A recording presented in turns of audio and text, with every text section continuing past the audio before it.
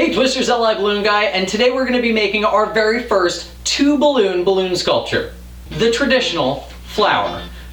So go ahead and grab your balloons, stretch out those fingers because we're going to start twisting now.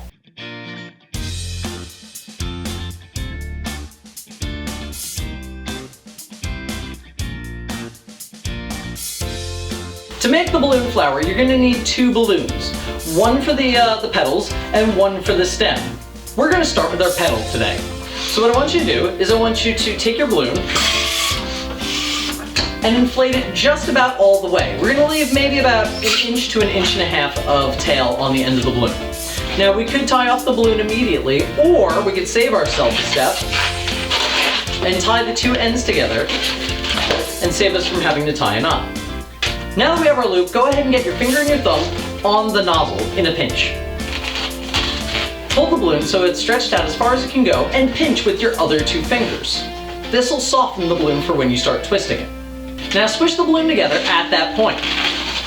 Go ahead and squeeze it with your hand and give a twist and make some Elton John glasses. All we're going to do to make the balloon into 4 loops is the exact same thing. We're going to bend it over and find the nozzle. Then we're going to squish the balloon together. Give it a little squeeze and twist right in the center, making 4 different petals.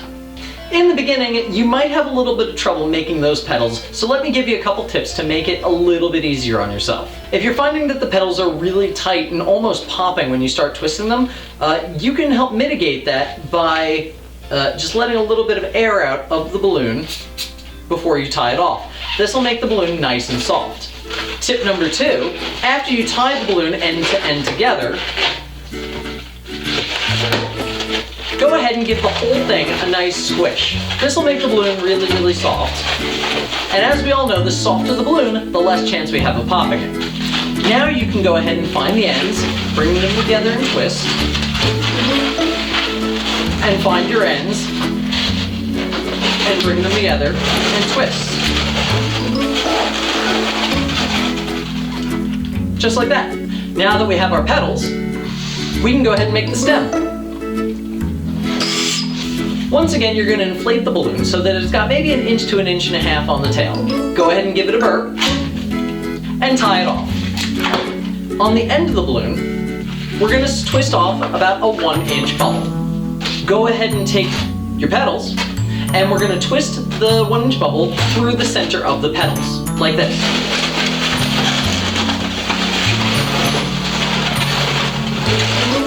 There you go. Now the petals are securely locked into our stem. Now you don't have to do this, but it's a bit of a style thing for me. I don't like that there's a little nozzle hanging off the end here. I think it looks much prettier if I take the nozzle and wrap it around the bottom a couple times, and it gives it a little nicer appearance as far as I'm concerned.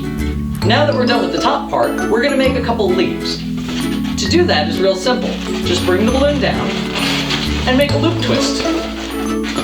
Now go ahead and do it again.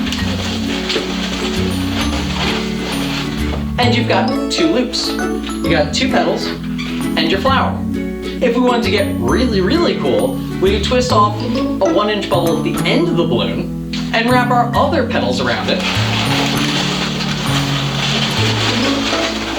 Split the middle. Do the whole thing again.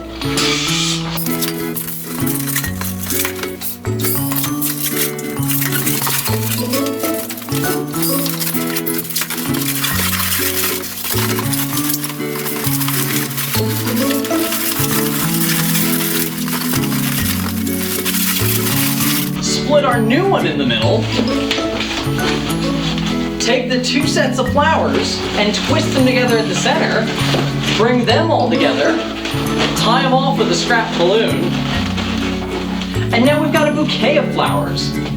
How crazy is that? You just took a 2-balloon sculpture and turned it into a, 8-balloon sculpture?